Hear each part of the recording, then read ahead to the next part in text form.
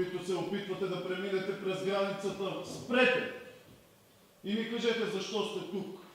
Това е мястото на преминаването. Именно тук се раждат идеите за бъдещето. Може да останете там за кратко време. Нямаме лоши намерения. Не се притеснявайте. Ние не водим война. Ние сме тук, за да научим историята на Донка и Руми. С пълни с емоции и сърца, ние след като чуем историята, ще преминем. Приемете нашата добра воля. Ако това са вашите намерения, тогава сте добре дошли. Но имаме едно предупреждение, така че слушайте внимателно. Ако имате вътрешна борба, умилостивете я. Защото е възможно да сте толкова отговорни за това, колкото и врагът ви. Пътешественици, това, което ще чуете, е историята на Донка и Руми, брат и сестра. Те живеят в този свят, в едно село наречено Моро. И чувстват същите неща, които чувстват и техните връстници.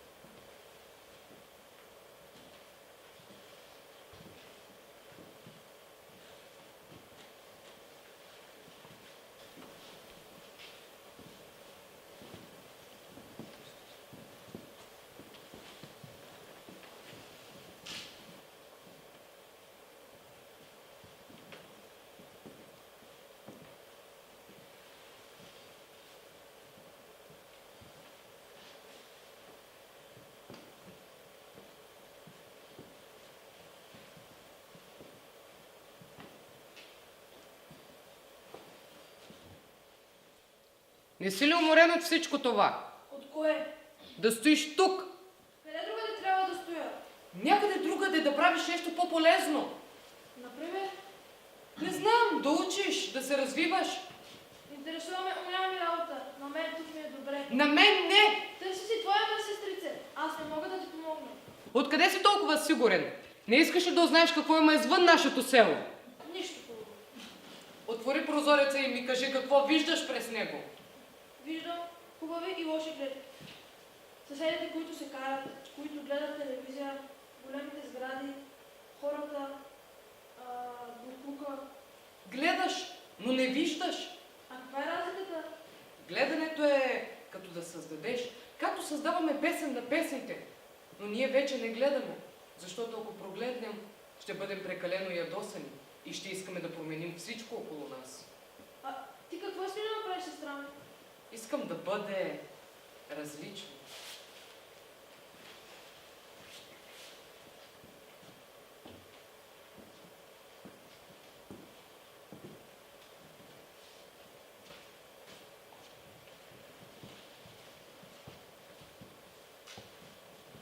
Какво ще правим сега, Василе? Каквото правим по принцип. Не издържам повече. Ти си като сестра ми. Какво имаш предвид? Нищо. Сестра му иска да излезем от тук. Права е. Да излезем от тук. Не! Не! Не! Не! Не! За какво ми е да ви слушам? Стига. Спрете, не се дръжте като глупаци. Вие сте приятели. Приятел! И за какво ми е приятел? Приятеля е за да ти помогне в труден момент. Да ти даде рамо, когато нямаш на какво да поплачеш. Ти си най-силният на света, Руми. Това не изпълва сърцето ми с щастие. Даже го чувствам празно. Да отидем на парти. Чух заедно в града. Да излезем от града. Да отидем. Да излезем от града. Ако имаш смелостта, Руми. Когато съм се родил, е избухнала глобалната финансова криза. От този момент нататък в света се водят най-големите кървави битки. Не се страхувам от нищо и от никого.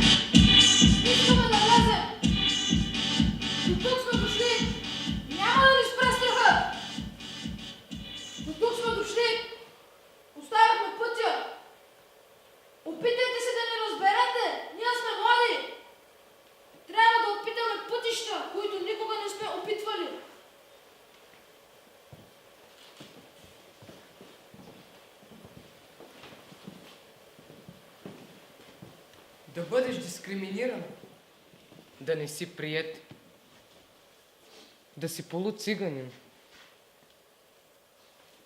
да се чувстваш добре, да можеш да влезеш. Сега мога ли да вляза? Мога ли да вляза? Мога ли да вляза? Сега мога ли да Мога ли да вляза? вляза? Мога ли да вляза? Мога ли да вляза? Мога ли да вляза? Мога ли да Мога ли да вляза? вляза? Мога ли да вляза? Мога ли да вляза? Сега мога ли да вляза? Мога ли да вляза? Сега мога ли да вляза?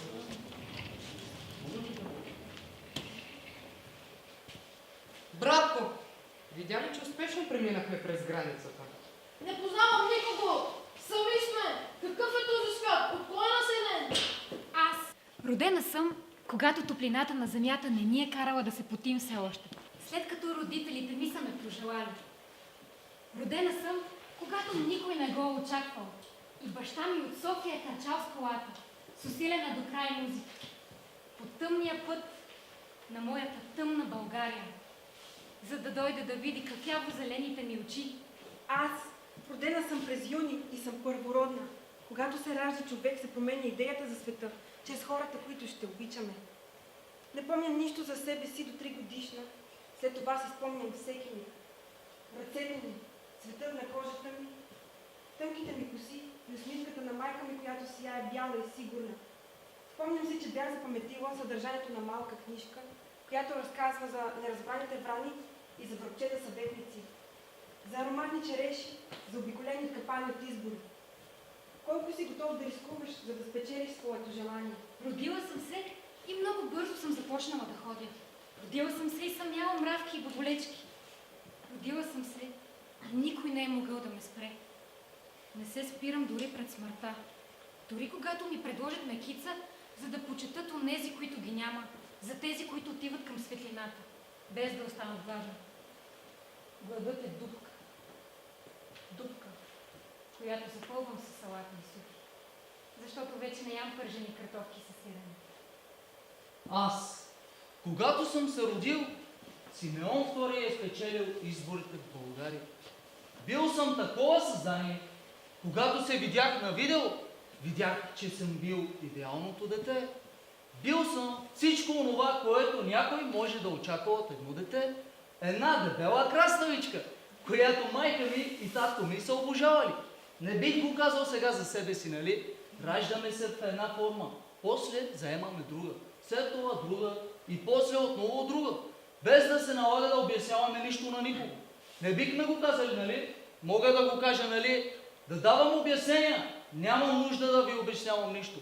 Гордая се със себе си и с всички форми, които заемам и които свободните жени и мъже ще приемат. Родил съм се и знам, че пътят ми ще се промени до края на дните ми. Не знам дали цар Симеон някога е мислил за това. Фактът, че вече не е цар, а е човек сред хората.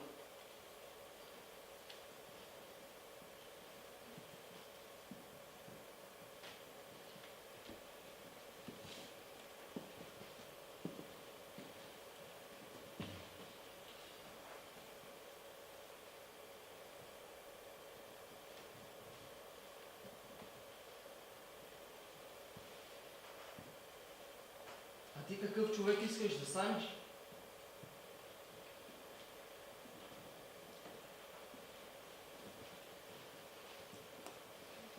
Това е моя портрет.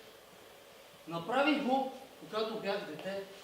Представлява две деца, които се бият по улицата на Столипиново. А този тук направих го миналото лято, по времето на великия празник в Столипиново. А този тук е безценният. Представлява любовта на семейството на една жена, която е със 7 деца в Столипиново. Къде се намира Столипиново? Какво те интересува това? Сега какво ще правим? Елате на моите представления, аз съм голям актьор. Може да се разходим по центъра. Може да отидем на концерт? Може да отидем да пием! Далече сме от вкъщи. Къде ще спим? Ще измислим нещо. Може ли да ни приютите?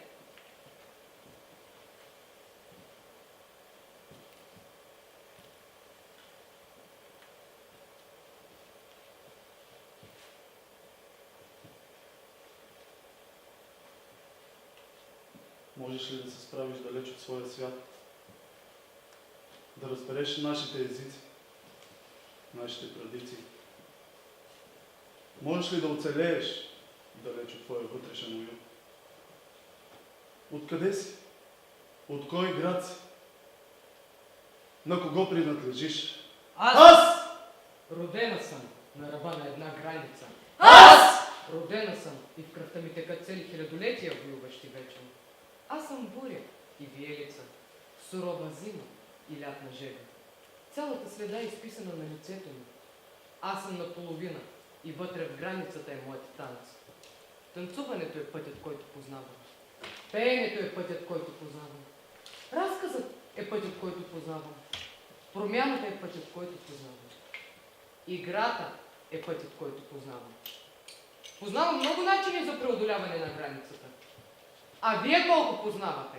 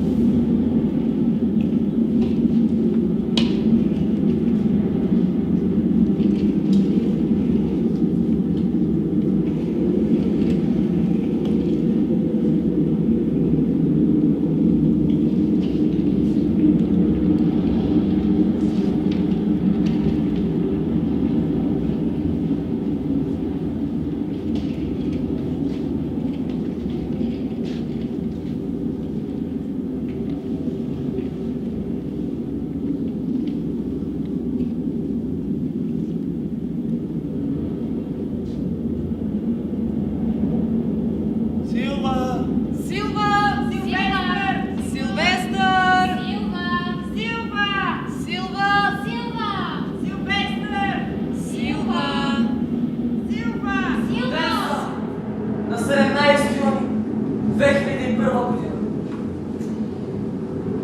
10 дена преди да се родя, да умряла голямата българска актриса Невена Коконова.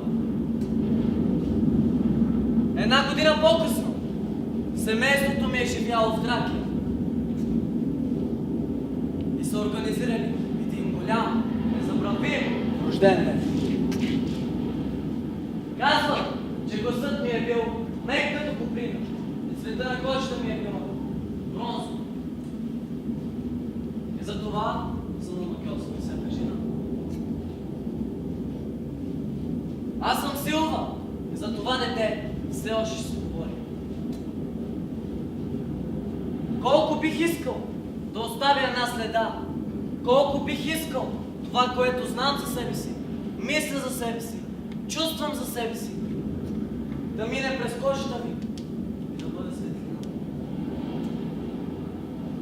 Колко ми се иска моята музика да бъде във вашите сърца вечно.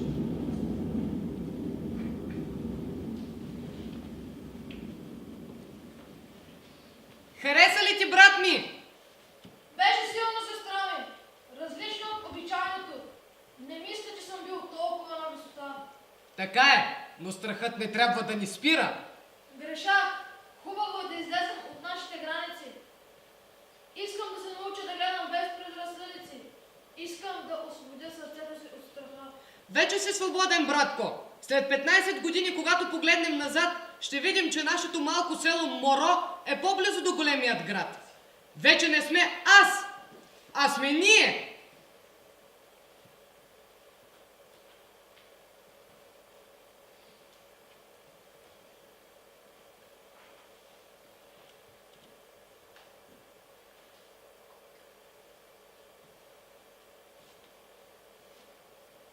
Помислете за това за минута. Кога се страхувате? Колко пъти на ден? И защо?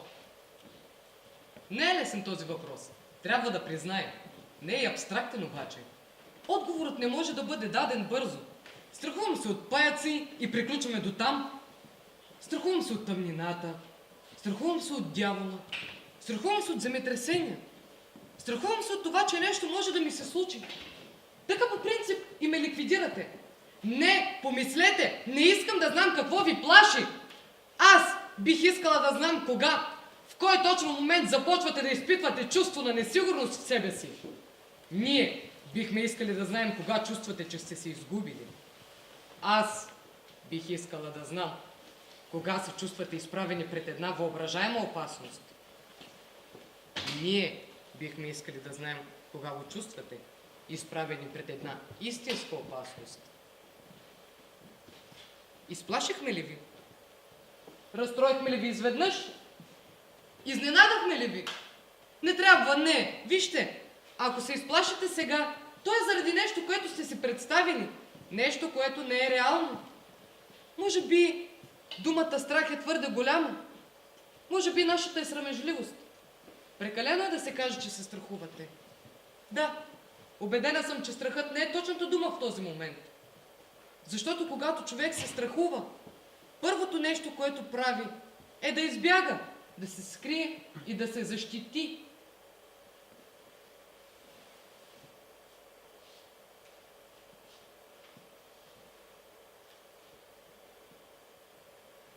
Глас. Тази група, пълна с емоции, е готова да напусне. Глас. Ние трябва да излезем от това място. Първата грешка, която човек прави, е да открие думата.